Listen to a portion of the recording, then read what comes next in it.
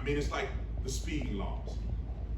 Now, if you look at the camera lights, I forget what state it was in. It was a research that was done. They had the little camera red lights. More black people were caught on camera speeding and had to pay speeding tickets than whites. So is the camera racist or not? You know, it's the whole identity of it. When you look at redlining, and this is the way I figured this out. Let me just tell you how I got to this conclusion a little bit. When I saw what happened with Black Lives Matter in America in 2020, I began to question everything about American history. Because when you look at it, you watch television, and them crooks on CNN, I think I call them crooks. On CNN, I know y'all remember, the building is burned in the back. And that dude said, mostly peaceful protest. A building is ablaze. The whole building is fire. I feel like he about to catch on fire. And saying it's mostly peaceful. I watched the coverage, and I watched the rhetoric.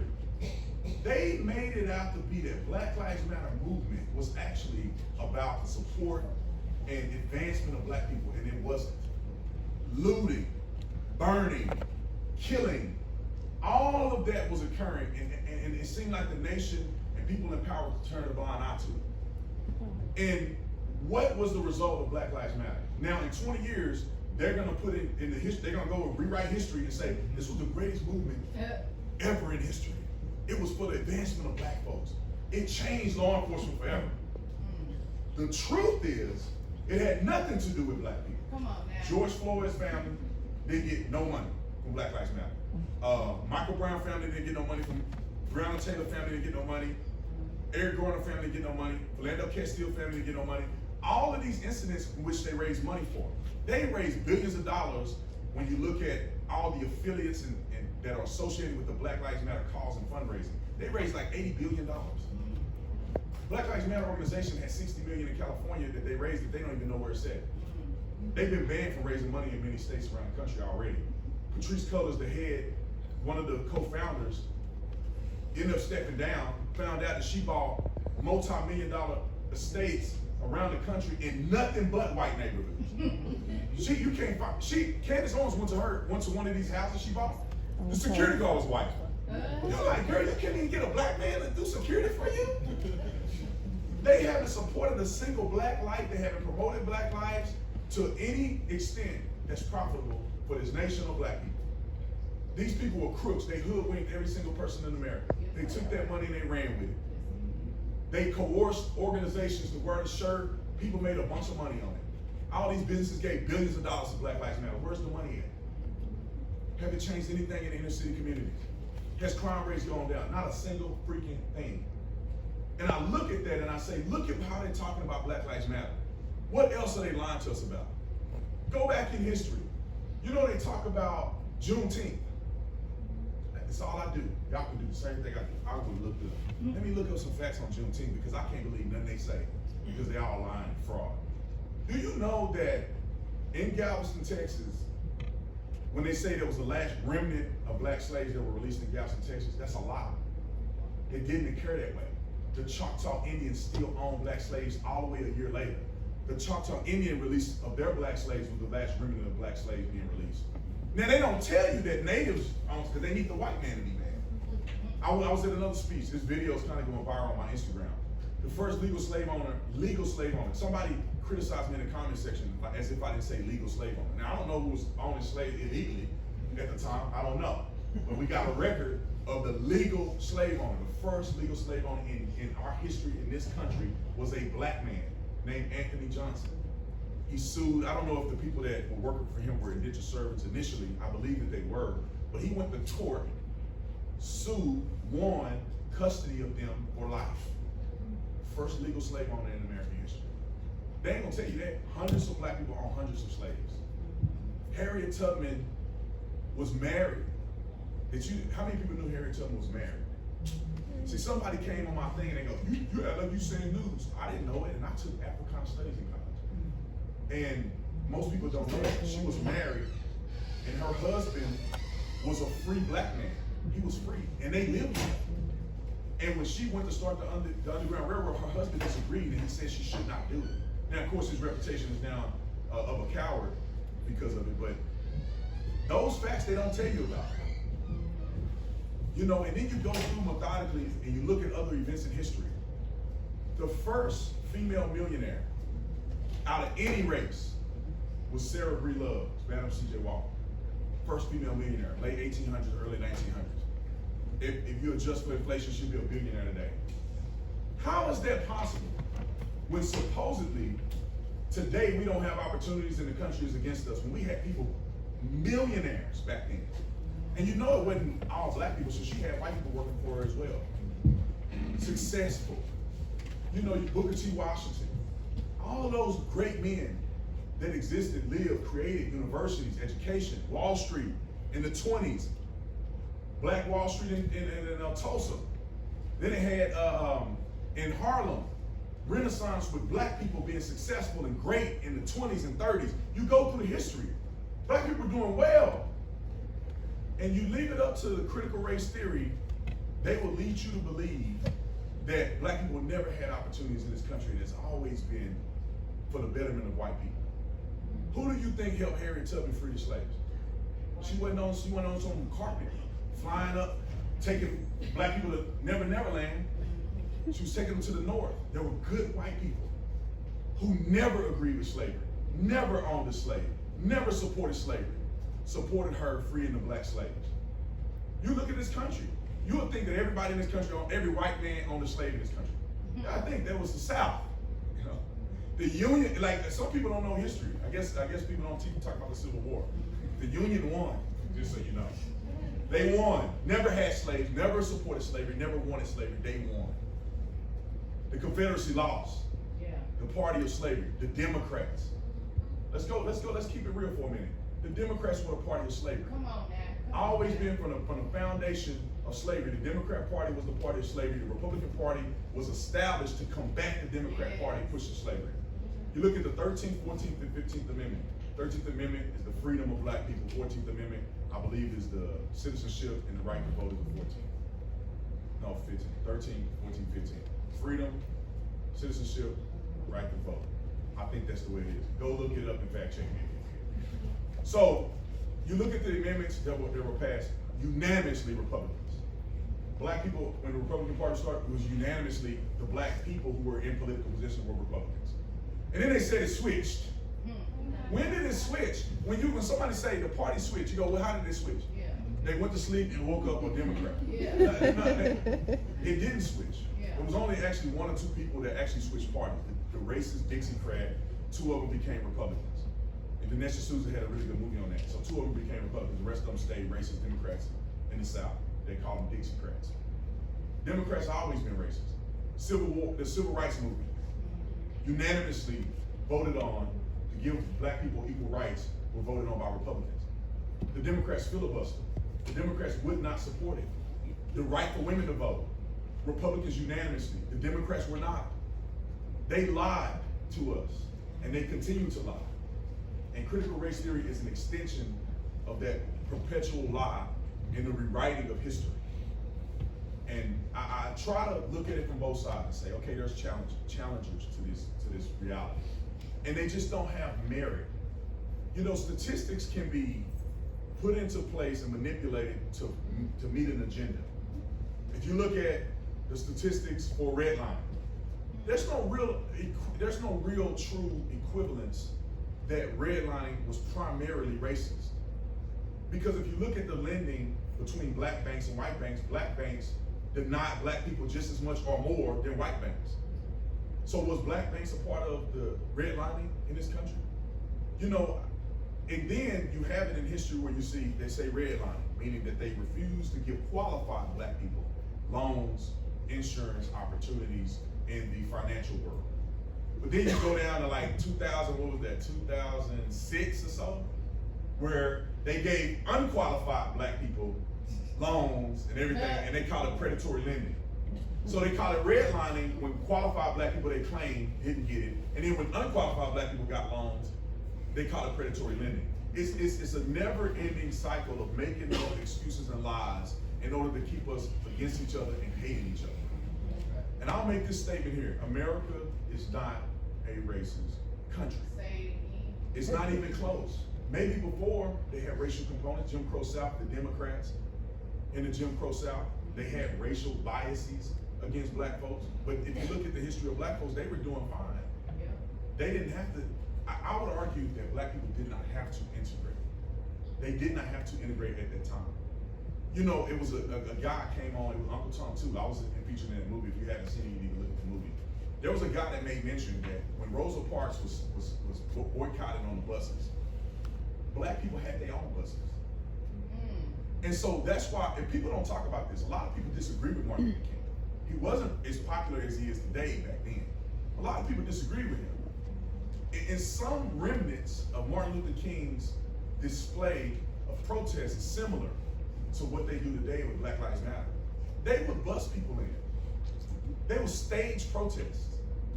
And I'm not here to justify or not, but there's a correlation there. And when you look at it, you say, why would the black people want to ride the white man bus when they had buses?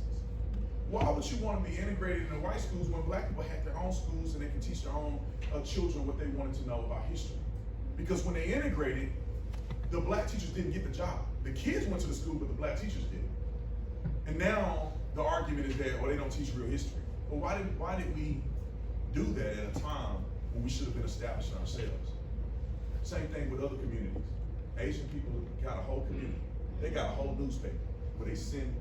It's a lady I met at it was a sushi restaurant. She was my age. At the time, it was a couple years ago. She was like 32 years old. She had her own sushi restaurant. I'm like, how did you get this restaurant? She go, well, because in our community, we send out vacancies of businesses through our newspaper. We don't even promote that this business is up for sale to the public. We only send it to our people.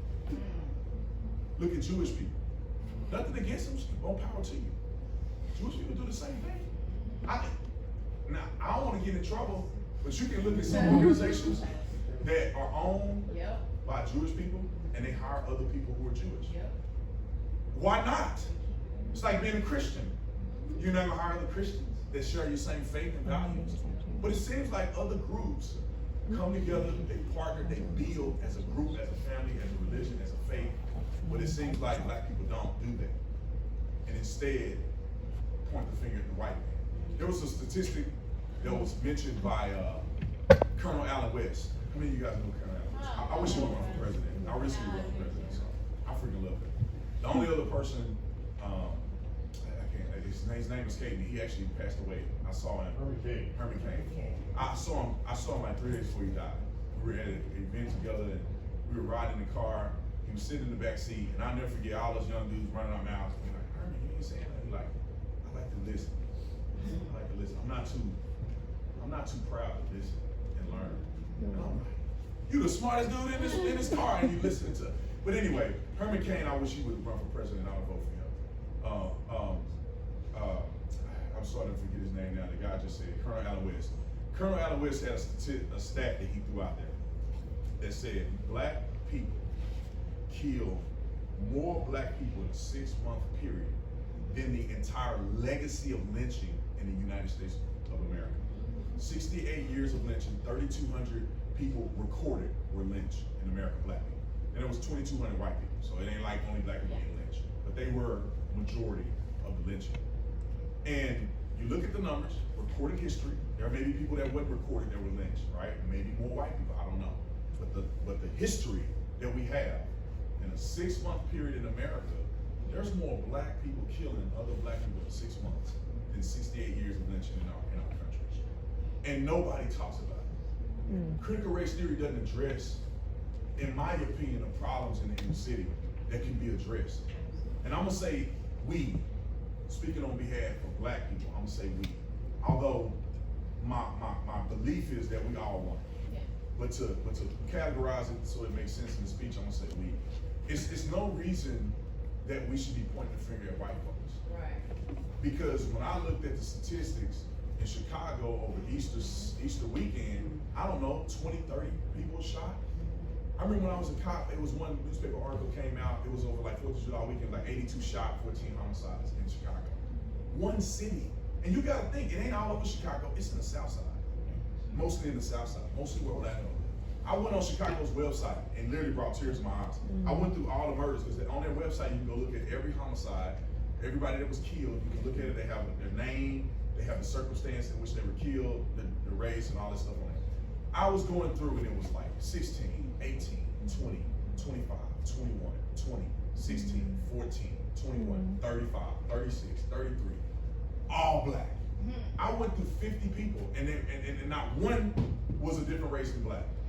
I quit looking at it because it was making me sick in my stomach that we have this much destruction in our own community and nobody's talking about it. Nobody's addressing it. Critical race theory doesn't address it. You know, it's not racist. Like, let me just say this and then I'm gonna move on because I think I could jump to Q&A because you guys probably have a few more questions. But when I look at it and I say, it was a book that Thomas Sowell wrote, Discrimination or Disparities and Discrimination. Discrimination and Disparities. I think that's Discrimination and Disparities. And the principle in this book that he wrote was that just because there's disparity doesn't mean it's discrimination. It's very simple. Like when you look at the NFL, right? Primarily black people, right? Does that mean that the NFL is discriminating against white people? No, it doesn't. You look at schools, and you look at school teachers. You look at the education system. Primarily in grade school, the teachers are women. Does that mean that they're discriminating against men? It doesn't. So just because there's disparity doesn't mean there's discrimination. Look at the homicide rate. Most of the people getting killed are men. Does that mean that society is focused on perpetuating the murder of men over women? No, it's decisions that people make. It's in some cases why there's disparity. You look at, they talk about the wage gap. The stupidest thing in the world. I don't even know how sane people still think that women make less than men for doing the same work. It's not even reality. They jumble up every salary from women on a broad perspective and every salary from a man on a broad perspective. And they say men are technically making more than women. But they're not going off of does the person have the same level of education, experience, the same work? Are they making the same choices? Men work longer hours, men work dangerous jobs. You know, would you argue that construction work is discriminating against women? No. Women ain't doing construction work like that, and they shouldn't. I don't think they should. That's what God made men a little stronger, so we can take care of that brute force stuff. It ain't nothing wrong with that.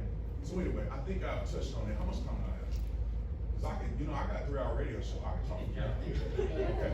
I want to do that, but I think I've kind of made my case about that. There's so much more I can talk about when it comes to disparities. People making decisions. Nobody told you to go, sleep with somebody and don't be a father to your children. That has nothing to do with the white man. Nobody put dope in your hand, put a gun in your head and say, go sell that to your brother. Nobody told you. I remember in Fort Worth, right on Ramey, I don't remember the streets, that little car wash right there past the Dunbar. It's a car wash there, crackheads. I'll ship a car for like $5. Now with inflation, they probably charge 10 now. When I was young, you give them $5, they wash your car. One thing that made me quit going to that car wash, I saw a man smoke crack for the first time in my life. I actually saw him smoke crack. He was down there smoking crack behind the building. And it broke my heart, man. I said, I can't believe I'm supporting this.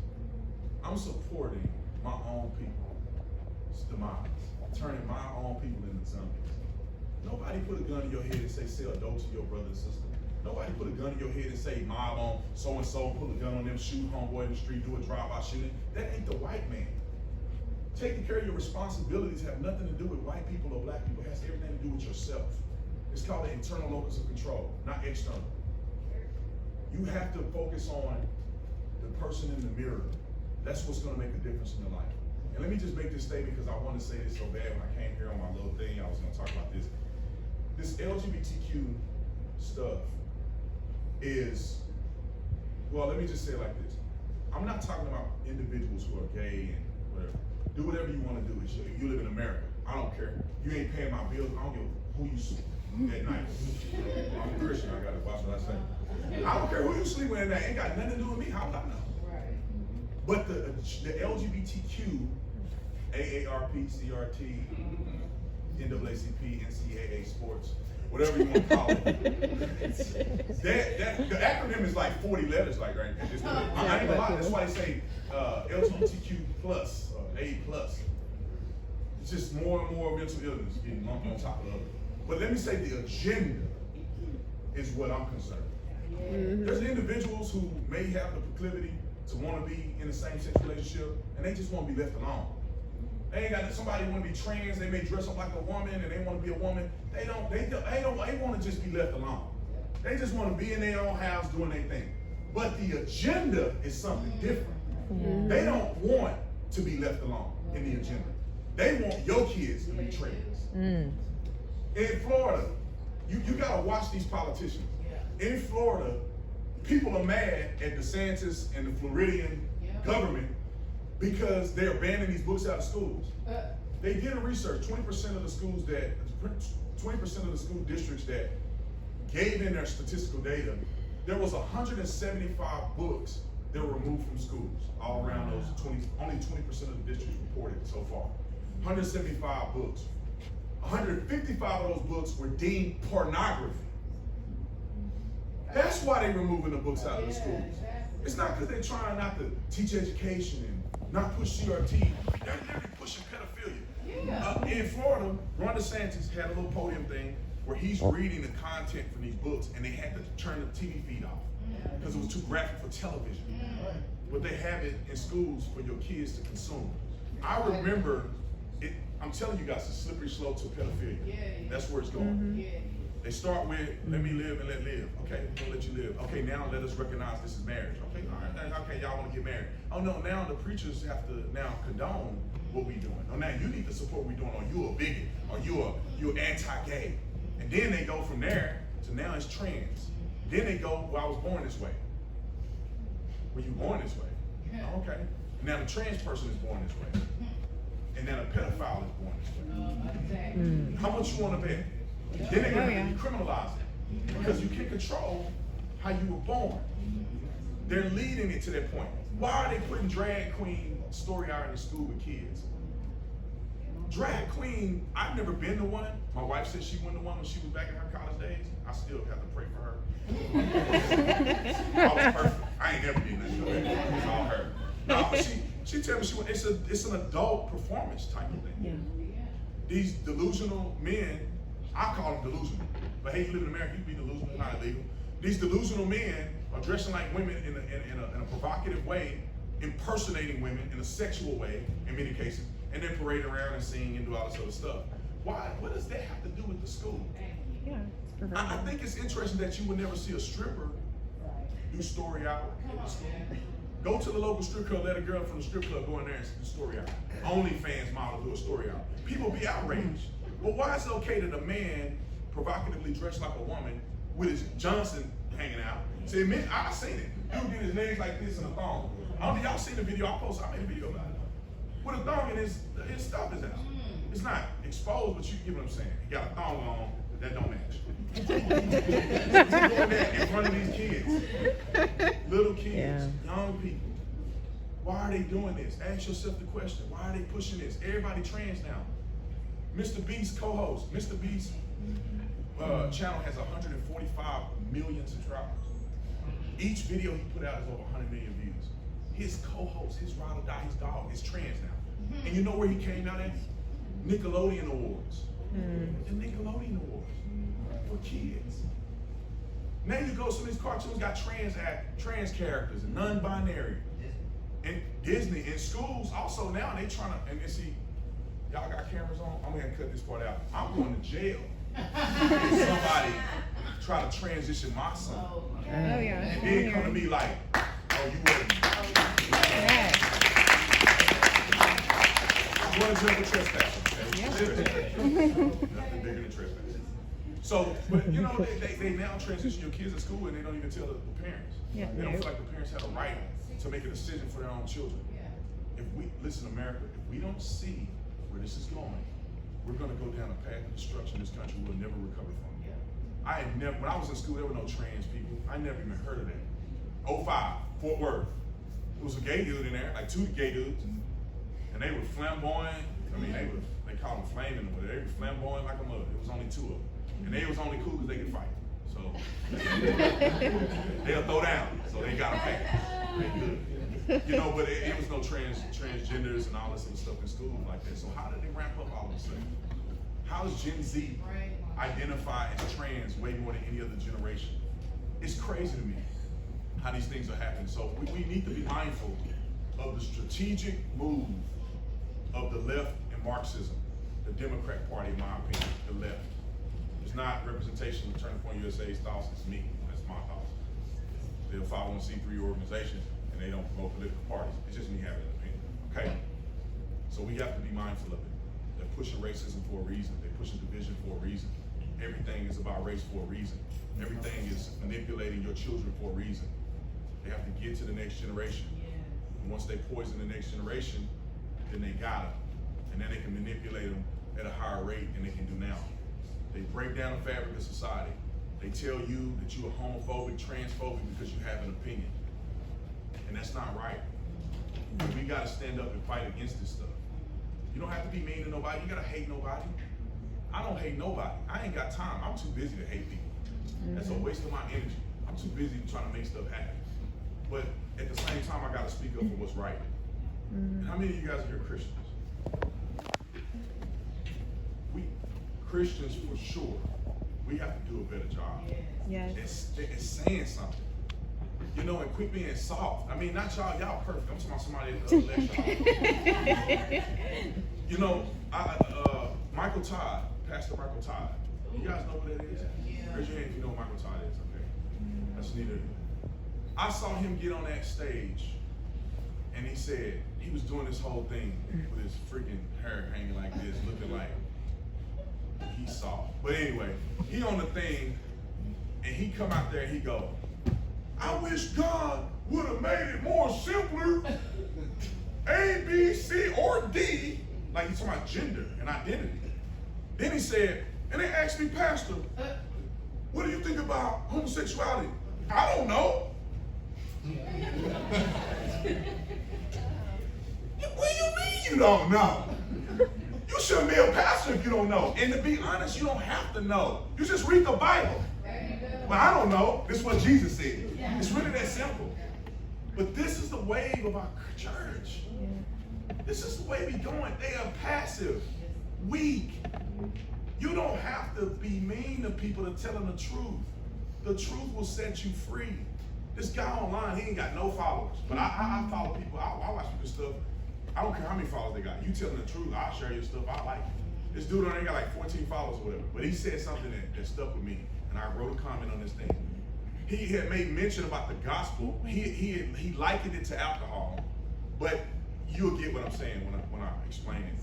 He said, if you have a drink, how many of you guys like bourbon? You can still like bourbon to be a Christian. Just to get drunk. Drunkenness is a sin, right? Bourbon ain't a sin, I think. All right, so, at least that's what I like to say. So if you have a drink, those who drink bourbon, you pour the thing and you mix it up, you dilute it, right? So it's not as strong, it's not as potent. You know, and then it doesn't have the same benefits. Now you start adding sugar and stuff, and all of that stuff make you fat. If you do it straight, don't even put the ice in it, do it neat. That's the most potent form of a good bourbon. And it tastes the best, all of the above. Now, let's go down from the natural to the spiritual. When you think about the gospel, diluting the gospel with all of this fluff, it hurts the effectiveness of the gospel. Because you can slap anything on Jesus and it's going to have a little power. You can tell a whole lie and say Jesus on it and it's going to have a little power. Somebody may be affected to a certain degree. But you dilute it so much so that when people go to church, they're not getting saved. They're not getting delivered. They're not being changed. They're not getting what's out there for them to get when it comes to the fullness of the power of God to deliver you. That's why you got so many young people going to church and they go home and they're doing the same thing we're doing on Saturday night. They come on Sunday with skirts way up here and they don't change. And it feels good to go to church, but there's no change. And the reason there's no change is no power. And the power comes by way of the Word of God and the Spirit of God. And if we don't start being strong and firm in our message on God's Word, the church is going to be dead. I would argue that the church is probably already dead in America. I'm telling you guys, it's already dead. You just got to try to get as many people as you can to be saved. Biggest churches, Michael Todd, Osteen, he here in Texas. TD Jakes up there, the Warriors, we call him Warriors. TD Jakes up there, he cannot stand up against homosexuality. He can't.